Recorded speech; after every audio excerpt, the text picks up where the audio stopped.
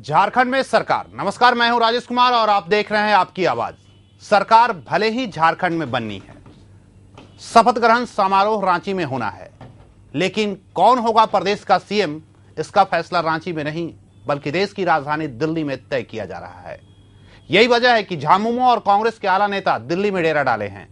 झामुमो के साथ सरकार बनाने को लेकर कांग्रेस अध्यक्ष सोनिया गांधी ने आज पार्टी के कुछ वरिष्ठ नेताओं के साथ अपने आवास पर विचार विमर्श किया। पार्टी के वरिष्ठ नेता और विभिन्न दलों के साथ गठबंधन के लिए गठित समिति के अध्यक्ष ए.के. एंटनी, झारखंड के प्रभारी वी.के. हरिप्रसाद, प्रदेश के पूर्व प्रभारी शकील अहमद, प्रदेश कांग्रेस अध्यक्ष सुखदेव भगत और विधायक दल के नेता राजेंद्र सिंह आज मैडम के घर पर मिले। अब जो खबरें अंदर से बाहर आ रही हैं उसमें कहा जा रहा है कि प्रदेश में सरकार बनाने को लेकर कांग्रेस और झामुमो में समझौता हो गया है। सूत्रों के मुताबिक सोनिया गांधी ने भी समझौते को हरी झंडी दिखा दी है। जो फैसला हुआ है उसके मुताबिक नई सरकार में हेमंत सोरेन मुख्यमंत्री होंगे और अहम बात यह है कि दोनों दलों में सिर्फ विधानसभा नहीं, लोकसभा चुनाव को लेकर भी समझौता हुआ है। सूत्रों के अनुसार झारखंड की 14 लोकसभा सीटों में से 10 पर कांग्रेस चुनाव लड़ेगी और 4 पर जेएमएम के उम्मीदवार होंगे, जबकि उधर 81 सदस्यीय विधानसभा में झामुमो के 18, कांग्रेस के 13, आरजेडी के 5 और 6 निर्दलीय समेत कुल 42 विधायक हैं। इसके साथ ही झामुमो कांग्रेस को जदयू के 2 विधायकों के समर्थन मिलने की भी उम्मीद है। तो चलिए आपकी आवाज में देखते हैं झारखंड में सरकार।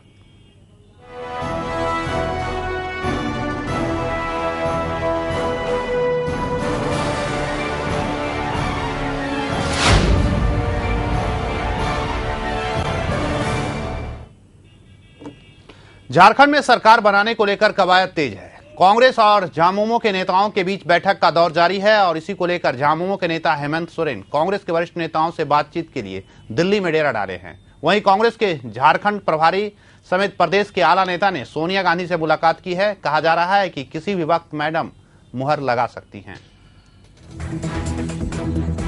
झारखंड में कयासों और कवायदों के बीच कांग्रेस और झामुमो के बीच बढ़ी नजदीकियां अब सरकार गठित करने के रूप में गुल खिलाने को तैयार दिख रही है और इसके लिए सारी गोटियां फिट कर ली गई है।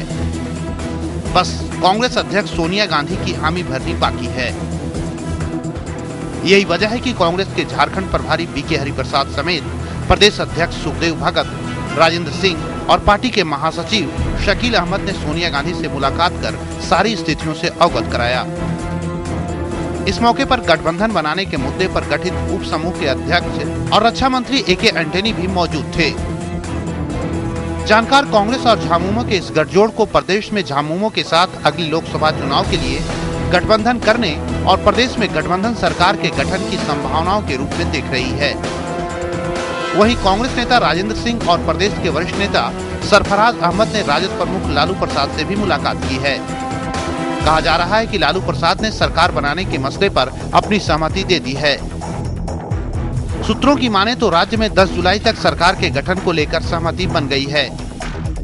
हालांकि इससे पहले कांग्रेस नेताओं ने संभावना जताई थी कि 18 जुलाई के पहले सरकार बनाने पर अंतिम फैसला हो जाएगा, क्योंकि राष्ट्रपति शासन का 6 महीने का कार्यकाल इसी दिन समाप्त हो रहा है। झारखंड में 81 सदस्यीय विधानसभा में झामुमो के 18, कांग्रेस के 13, आरजेडी के 5 और 6 निर्दलीय समेत कुल 42 विधायक हैं। इसके साथ ही झामुमो कांग्रेस को जदयू के 2 विधायकों का समर्थन मिलने की भी उम्मीद है।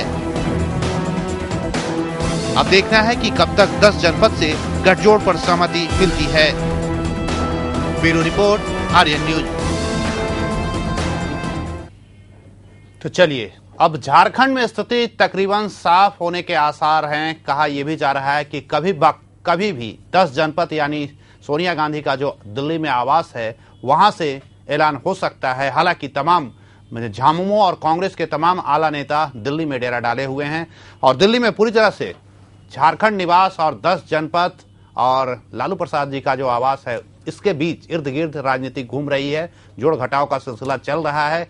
किसको कहां बैठाना है, कैसे चलाना है, ये तमाम तरह की रणनीतियां अभी भी बन रही है। और इस मसले पर चर्चा करने के लिए हमारे साथ स्टूडियो में कुछ मेहमान हैं, हम उनसे परिचय कराते हैं। उसके बाद इनसे हम चर्चा करेंगे और समझने की कोशिश करेंगे कि ये जो सरकार बनने वाली है और कितने दिन चलेगी, क्या होगा इसका खाका, और किस तरह से झारखंड में एक नया प्रयोग क्या फिर देखने को मिलेगा। फिलहाल आप लोग परिचय कराएं, उससे पहले जरा हमारे साथ हैं प्रदीप सिन्हा जी, बीजेपी के वरिष्ठ लीडर और प्रवक्ता हैं झारखंड में, उनसे जरा हम बात कर लें। प्रदीप जी, आर्यन न्यूज में बहुत बहुत स्वागत है आपका। दिल्ली में झामुमो और कांग्रेस के तमाम आला नेता बैठे हुए हैं, डेरा डाले हुए हैं। कहा जा रहा है कि सरकार बनने की पूरी कवायद पूरी हो चुकी है, सिर्फ ऐलान होना बाकी है। देखिए, एक ऐसी गठबंधन की सरकार बनने जा रही है जी, जिसका अपना अपना निजी स्वार्थ है।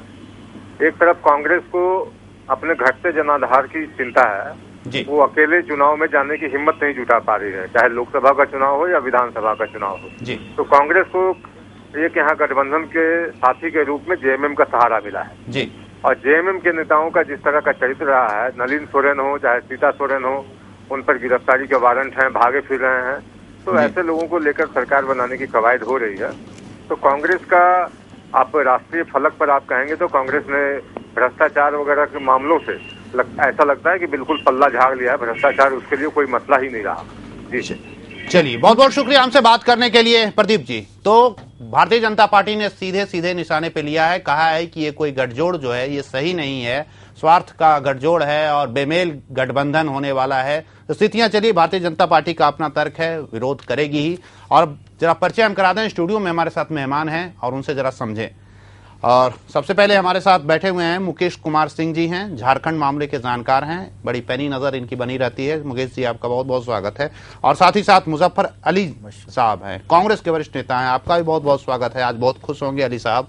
और साथ ही साथ रामानुज प्रसाद जी हैं, बीजेपी के वरिष्ठ आरजेडी के वरिष्ठ लीडर, बहुत बहुत शुक्रिया आपका। और आप भी काफी खुश होंगे, आज झारखंड में आपकी सरकार, आप भी शामिल होने वाले हैं। लोकतांत्रिक प्रक्रिया जो राजनीतिक ये है उसमें तो चलिए, बिहार में ना सही, झारखंड में तो कुछ बन रहा है, इसमें कहीं भी बनेगा तो पार्टी के लोग तो चलिए बहुत खुश होंगे वाकई में। सबसे पहले मुजफ्फर अली जी, आज आपसे जानने की कोशिश करेंगे। अच्छा, मुशर्रफ अली साहब, आपसे जानने की कोशिश करेंगे, ये आखिर क्या है? ये 6 महीने 5 महीने का वक्त लेते हैं, उसके बाद सरकार बनाने को राजी होते हैं, ये क्या चल रहा था इस बीच में? देखिए, जहाँ तक झारखंड में सरकार बनाने का सवाल है कि न कांग्रेस ने सरकार गिराने की बात कही थी और न ये भारतीय जनता पार्टी का ये कैरेक्टर ही रहा है। धोखा दिया है जेएमएम को भारतीय जनता पार्टी ने, जब ये कहा थी कि 6 महीना हम सरकार रहेंगे तो 6 महीना आप रहिएगा, मान लिया गया। तो इन लोगों ने जब इनकी पारी आई तो आप सत्ता में चिपके रहना चाह रहे थे। दोष भाजपा वाले लोग देते रहे कि कांग्रेस ने सरकार गिराने की कोशिश की, जबकि कांग्रेस का दूर दूर तक कोई इसमें नहीं था। अच्छा। अब रहा सरकार बनाने की बात, तो झारखंड की जनता ने खंडित जनादेश दिया है, जिसका परिणाम ये हो रहा है कि आज वहां जो सरकार की जो स्थिति नहीं हो पा रही है, नहीं बनने की जो स्थिति आ रही है, खंडित जनादेश से जो सेकुलर फोर्सेस, एक सबसे बड़ी खुशी की बात यह है कि सेकुलर फोर्सेस फास्टिस्ट ताकतों को किनारे करके एक इकट्ठा हो रही है, ये सबसे बड़ी बात है। ये बहुत बड़ी बात है, वाकई में आप जो कह रहे हैं बहुत बड़ी बात है, लेकिन राजनीति में कब बड़ी बात छोटी बात हो जाती है कहना मुश्किल है। हमारे साथ हैं रांची से फोन लाइन पर जुड़े हैं वरिष्ठ सहयोगी निलय सिंह, हमारे साथ जुड़े हुए हैं। निलय, रांची में क्या चल रहा है? दिल्ली में तो कहा जा रहा है कि पूरी तरह से स्थितियां सब कुछ अनुकूल बनती जा रही है और कभी भी सरकार बनने का ऐलान किया जा सकता है। देखिए राजेश, अभी रांची में कहा जाए तो रांची में अभी राजनीति बिल्कुल नहीं है। यहाँ की पूरी राजनीति जो है वो दिल्ली शिफ्ट हो चुकी है, क्योंकि सरकार बनाने का जो केंद्र जो है वो कांग्रेस और जेएमएम है, और दोनों के ही तमाम बड़े नेता वहाँ पे दिल्ली में कैंप किए हुए हैं। हालांकि कुछ नेता झारखंड में जरूर मौजूद हैं। तो आज उनकी बात अगर की जाए तो आज मैं बता दूं कि गुरुजी के यहाँ कुछ नेताओं का आना जाना लगा रहा, जिसमें कि मथुरा महतो और हाजी हुसैन अंसारी प्रमुख रूप से शामिल थे। और निर्दलियों की अगर बात करें तो बंधु तिर्की वहाँ पे आए थे। हालांकि उन्होंने कोई बात नहीं की मीडिया से, उन्होंने कहा कि बस एक दो दिन के अंदर सब कुछ खुलासा हो जाएगा और इससे ज्यादा उन्होंने कुछ भी नहीं कहा। तो ये हम मान सकते हैं कि यहाँ निर्दलीय भी जो है और जो जेएमएम के जो मंत्री हैं अब वो अपनी हाजिरी लगानी शुरू कर दी है, जिससे कि मंत्री पद जो है उन्हें मिले। और निर्दलियों की बात करें तो जिस तरह से कांग्रेस ने एक शर्त रखी है, हालांकि मैं फिर से बोल दूं कि ये आधिकारिक तौर पर नहीं कहा गया है, लेकिन जो अंदर खाने से जो खबरें आ रही हैं और जो सूत्रों के हवाले से जो बात पता चली है कि कांग्रेस की मंशा है कि निर्दलियों को मंत्री पद न दिया जाए, क्योंकि उससे उसकी किरकिरी होगी, क्योंकि निर्दलियों के ऊपर कई आरोप लगे हुए हैं, कईयों के ऊपर आय से अधिक संपत्ति के आरोप लगे हैं, उन पर सीबीआई जांच चल रही है और उस पर बार बार ये आरोप लगता है कि निर्दलियों को, आरोपी निर्दलियों के सहारे वो सरकार बनाती है। तो वह उससे बचने के लिए, हालांकि ये बचना नहीं कहा जाएगा क्योंकि उनका समर्थन तो वो ले ही रही है, लेकिन फिर भी अपनी थोड़ी सी वो इज्जत अगर बचाने के लिए निर्दलियों को मंत्री पद ना देकर सिर्फ उन्हें विधायक के तौर पर लेना चाहती है। हालांकि अंदर में क्या डील होगी इसका भी खुलासा हो जाएगा, होता है कि बोर्ड और निगम दिए जाए, लेकिन ये आज सारी चीजें रही। और अब आरजेडी के द्वारा ये बोलने, क्योंकि दिल्ली में लालू प्रसाद यादव ने जब ये कह दिया है कि सरकार को समर्थन देगी तो एक बहुत बड़ी मुश्किल हल हो गई है, क्योंकि 5 विधायकों का उन्हें साथ मिल गया है। अब क्या पद मिलेगा, उप मुख्यमंत्री का भी पद आरजेडी चाह रही है, मंत्री कितने होंगे, कौन से विभाग होंगे, इन सब बातों पर अभी मंथन जारी है और ये सारी बातें दिल्ली में होंगी और उम्मीद है कि कल सोनिया गांधी इस पर अंतिम मुहर लगा देंगी। चलिए, बहुत बहुत शुक्रिया तमाम जानकारी के लिए नीलय। अब कल उम्मीद की जा रही है कि सोनिया गांधी की तरफ से अंतिम मुहर लग जाएगी, उसके बाद एक बार फिर दिल्ली से फिर रांची की ओर तमाम नेता कूच करेंगे। रामानुज जी, झारखंड में अब सरकार बनती नजर आ रही है, वैसे स्थिति में देर से ही सही आप लोग इकट्ठा हुए हैं, क्या आपको उम्मीद लग रही है कि यह सरकार टिकाऊ होगी और आरजेडी का इसमें क्या रोल होगा? यही ना, और सवाल है आपका? नहीं, फिलहाल तो यही है। देखिए, लोकतंत्र में, लोकतांत्रिक प्रक्रिया में popular government, public elected government का ही इम्पोर्टेंस है, वही कॉन्सेप्ट है। प्रेसिडेंट रूल या और भी कोई जो ऑप्शन है वो वायबल ऑप्शन नहीं है। तो निश्चित तौर पे सरकार बन रही है किसी भी राज्य में, देश में चुनी हुई प्रतिनिधियों को लेकर के, तो ये खुशी का विषय है। सवाल ये रहा कि हाँ साहब, हम लोग इकट्ठे हो रहे हैं, तो देश में, झारखंड में सरकार बन रही है, लेकिन सामने देश है जी, और देश में जो परिस्थिति बन रही है, देश में जिस तरह से फासीवादी शक्तियाँ, जिस तरह से कट्टरपंथी शक्तियाँ, जिस तरह से कट्टरवादी ये जो लोग हैं, और जिस तरह से उनमें जो उनका जो चाल चरित चेहरा की बात होती रही है, जिस तरह का उनका एक्टिविटीज हो रहा है, इसको देखते हुए तमाम वैसी शक्तियाँ जो धर्मनिरपेक्षता में, समाजवाद में या देश को सब लोगों को लेकर चलने की जो अवधारणा है उसमें विश्वास रखते हैं, उनको चाहे इकट्ठा होना है। उन्हीं परिस्थितियों को लेकर के हम लोगों का तो खुल्लम खुल्ला ऐलान है कि साहब, जहां भी धर्मनिरपेक्ष शक्तियां इकट्ठा होंगी या रहेंगी, चाहे वो कांग्रेस हमको जिस तरह से रखे या रहे, जो भी वो व्यवहार है, हम लोग तो हैं, केंद्र में भी दे रहे हैं बिना शर्त समर्थन, झारखंड में भी देने की बात हो रही है। तो ऐसा नहीं है कि हम लोग हैं तो उसमें परिस्थिति हो, हमारे नेता इसके लिए अधिकृत तो हैं ही। हमारे लोगों का, पार्टी का भी जो मोटा मोटी ये है कि हम हर हाल में सांप्रदायिक शक्तियों को रोकने के लिए धर्मनिरपेक्ष शक्तियों के साथ खड़े रहेंगे, देश में खड़े हैं। मुकेश जी, आप इस जो तब्दीली हुई है हाल के एक हफ्ता, हालांकि जब से राष्ट्रपति शासन लगा उसके बाद हर दिन दोनों तरफ से बयानबाजी चलता रहा, लेकिन इधर एक हफ्ते में जो तब्दीलियां हुई और लोग दिल्ली गए और आज जो मोटा मोटी स्थिति निकल कर बाहर आ रही है, किस रूप में आप देख रहे हैं? देखिए, इसका आंकलन 3 स्तर पे आपको करना होगा। पहला तो ये आंकलन करना होगा कि जो राष्ट्रपति शासन की व्यवस्था की गई थी वो एक अल्पकालिक व्यवस्था होती है और 6 महीने के लिए होती है, और उसमें इस बात का पूरा ध्यान रखा जाता है कि जितनी भी राजनीतिक बातें हो सकती हैं और जनप्रतिनिधियों के माध्यम से एक चुनी हुई सरकार, जनता की चुनी हुई सरकार अगर पुनः वापस आ सकती है तो उसको लाने का पूरा समुचित प्रयास करना चाहिए, और वो समुचित प्रयास किया गया। और एक सरकार वहां आने की स्थिति में है और इसके दूरगामी परिणाम भी झारखंड की राजनीति में दिखाई पड़ेंगे, क्योंकि ये जो सरकार बनने जा रही है और इसके जो मुखिया भी होने जा रहे हैं, जैसे हेमंत सोरेन उसके मुखिया होने जा रहे हैं, ये झारखंड के सेकंड जनरेशन के लीडर्स हैं। तो इनकी सोच, इनकी कार्यप्रणाली और विकास के संदर्भ में इनकी क्या प्राथमिकताएं हैं और किस ढंग से ये झारखंड जैसे एक महत्वपूर्ण राज्य, जो खनन के हिसाब से देश का सबसे महत्वपूर्ण राज्य है और विकास के दृष्टिकोण से सबसे पिछड़े राज्य हैं, उसमें क्या इनकी भूमिका होगी, किस ढंग से कार्य करेंगे, वो भी बहुत महत्वपूर्ण है। साथ ही साथ जो दूसरे जनरेशन के दूसरे राजनीतिक दल के लोग हैं, जैसे सुदेश महतो जी हैं, बाबूलाल मरांडी जी हैं, इनके कार्य से उनको क्या लाभ और हानि होगी आने वाले चुनाव में, लोकसभा चुनाव में और विधानसभा चुनाव में, वो भी बहुत महत्वपूर्ण होगा। तो ये एक स्तर है। दूसरा स्तर की जो सरकार आ रही है, ये कितनी स्थिर सरकार होगी, क्योंकि महत्वपूर्ण ये है कि कांग्रेस वहां बड़ा घटक दल नहीं है, कांग्रेस वहां छोटा घटक दल है और क्षेत्रीय पार्टी झारखंड मुक्ति मोर्चा वहां बड़ा घटक दल है। तो झारखंड मुक्ति मोर्चा, कांग्रेस और आरजेडी ये जब आ रहे हैं तब पर भी इनके आंकड़े पूरे नहीं हो रहे हैं और इनको विधानसभा में बहुमत नहीं मिल रहा है। तब किसकी बहुत महत्वपूर्ण भूमिका है? तो बहुत महत्वपूर्ण भूमिका जो है वो निर्दलीय प्रत्याशियों की है। और जिस ढंग से आपने देखा है, झारखंड के गठन के बाद 13 साल में वहां 7 बार सरकारें बदली, 3 बार वहां राष्ट्रपति शासन रहा और इन सबके पीछे कहीं न कहीं सबसे जो महत्वपूर्ण भूमिका सरकार गिराने और बैठाने की में रही है, वो वहां के निर्दलियों की रही है। और वहां के निर्दलीय जो हैं, उनमें कई अभी भी ऐसे हैं जो आपराधिक मामलों में वहां सजा याफ्ता है या उनके खिलाफ कार्रवाई चल रही है या बाकी चल रही। तो आप इनको किस ढंग से, किस भूमिका में आपने इनको सरकार के साथ में जोड़ा है और किस ढंग से ये सरकार चलाने में आपके साथ अपने दायित्वों का निर्वाह करेंगे, वो भी बहुत महत्वपूर्ण है।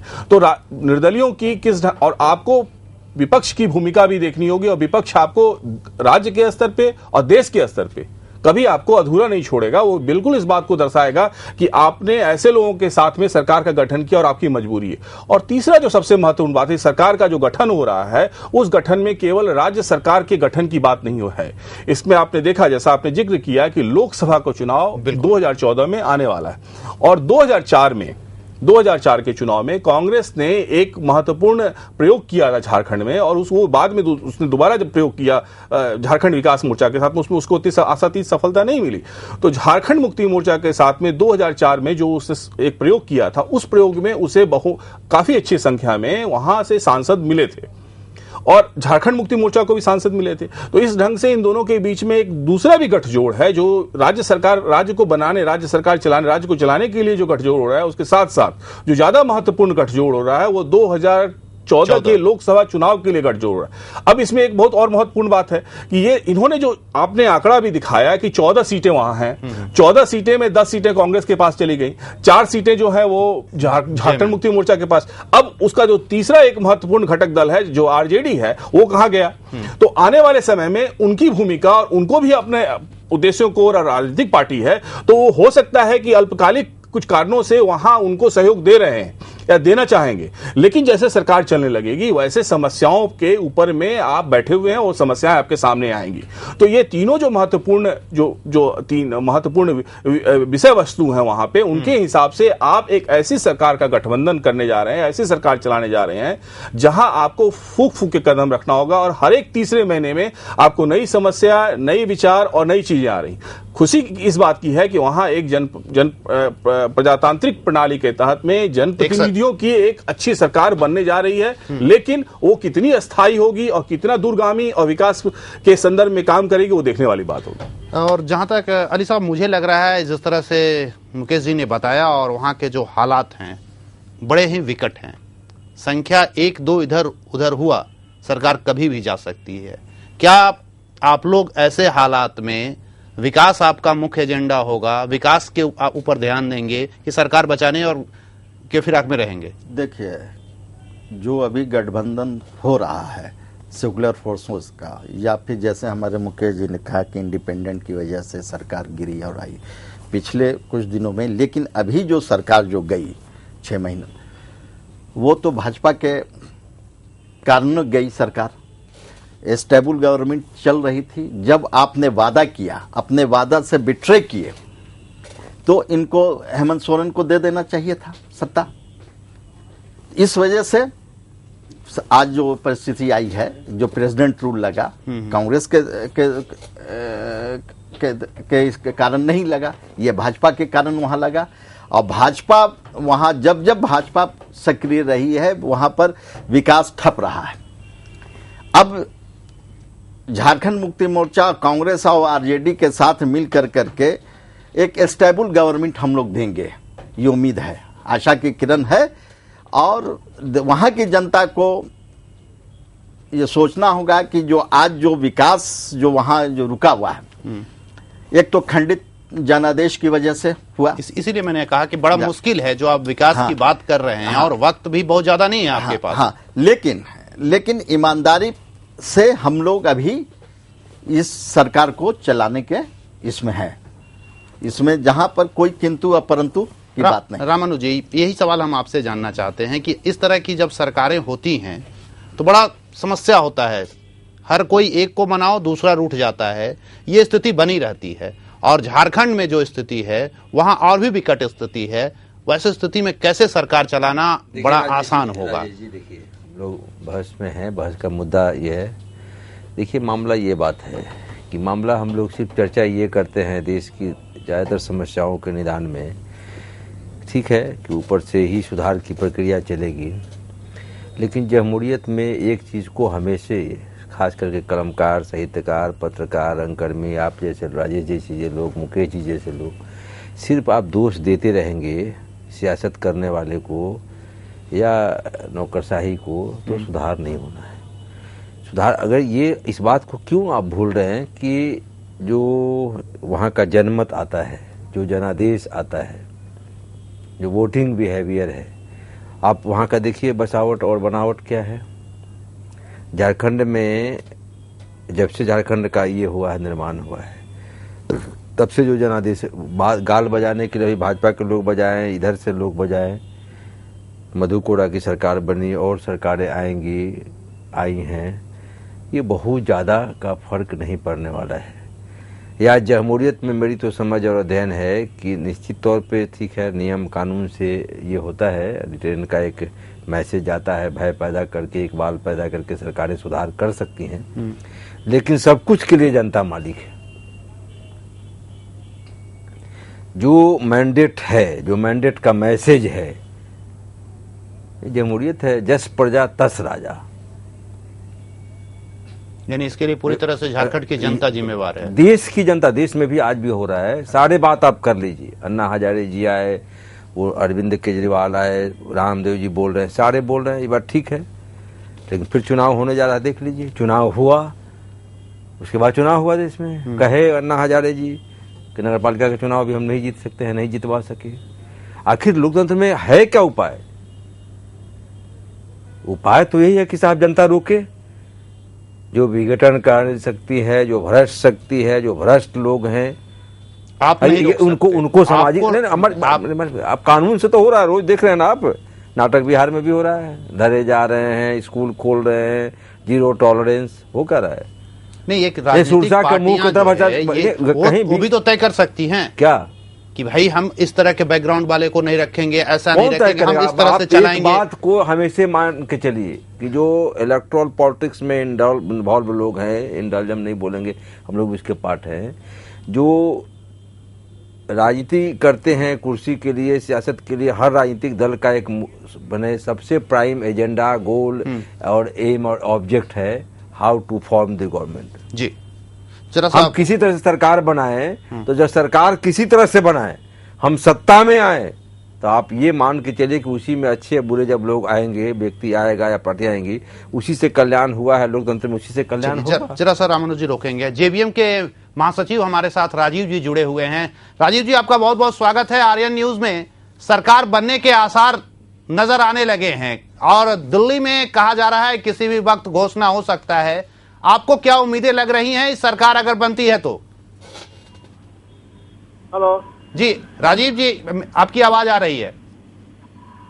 हाँ, एक बार प्रश्न फिर से दोहराएंगे। सवाल ये है कि सरकार बनने के आसार दिख रहे हैं, दिल्ली में तमाम झारखंड मुक्ति मोर्चा के नेता और कांग्रेस के तमाम लीडर बैठे हुए हैं, कभी भी ऐलान हो सकता है सरकार बनने का। अगर सरकार बनती है तो क्या उम्मीदें हैं आपको?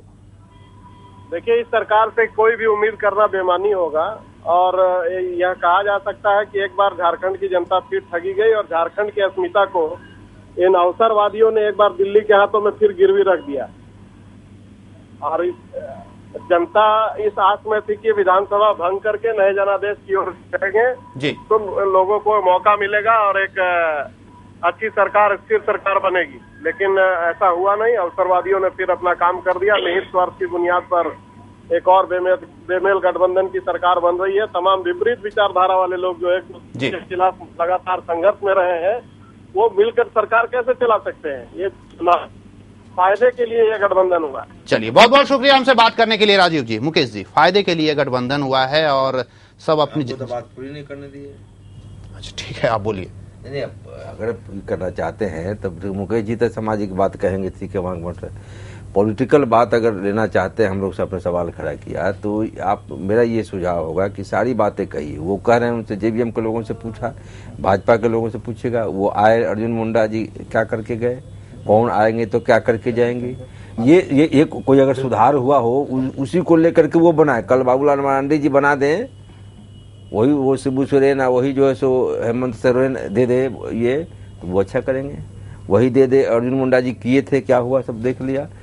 ये सारी बातें हैं लोकतंत्र में। अगर इससे इतर कोई मामला हो या कोई पार्टी दिखाई दे रही हो, कोई अलग चाल चरित चेहरा दिखाई दे, होता था ना चाल चरित चेहरा की बात भाजपा का, आ गया येदियुरप्पा, वो राम कुशवाहा, ये वो मंगारू लक्ष्मण, वो लोग देख रहा है यहाँ जो है सो रोज आडवाणी जी, रोज मोदी जी, सब सामने दिखाई दे रहा है। तो कोई पार्टी बताइए देश में जो ऐसा हो कि लगे कि हाँ, साहब या तो यही है सच्चाई लोकतंत्र का कि विंस्टन चर्चिल ने जो कहा था देश में, वो हमारे देश को कह के गया था, वो हमारे देश पर लागू हो रहा है, उसके इंग्लैंड में भी हो रहा है, वो अमेरिका में भी हो रहा है, वहां जो है सो इटली के भी प्रधानमंत्री कन्विक्ट हो रहा है।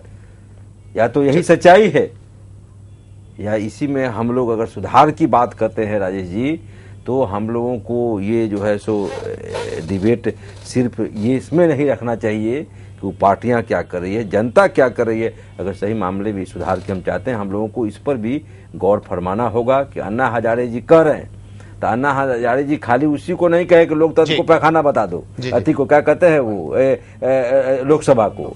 तो लोकसभा ईटा पत्थर का बना हुआ जो मंदिर है वो खराब बढ़िया नहीं है, उसमें बैठने वाले लोग खराब बढ़िया है। और मैं कहता हूं कि बैठने वाले लोग जो उनको चुन के भेज के बैठाने वाले लोग खराब बढ़िया है। चलिए, आपका सीधा इशारा है कि इसके लिए पूरी तरह से जनता दोषी है। लोग जनता को मैं कहता पूरी तरह से जनता दोषी है। आप लोग तो जनता ही, आप लोग मन के हिसाब से मीडिया, हमारा ये कहना है कि सुधार की जरूरत हर स्तर पर है। मैं ये साबित करना चाहता हूं कि हर स्तर पर सुधार की जरूरत है। अगर जब लोकतंत्र में सबका महत्व और सबसे ऊपर है कि जनता मालिक है। चलिए, जनता मालिक है लोकतंत्र में, और चर्चा हम जारी रखेंगे। फिलहाल लेते हैं एक छोटा सा ब्रेक।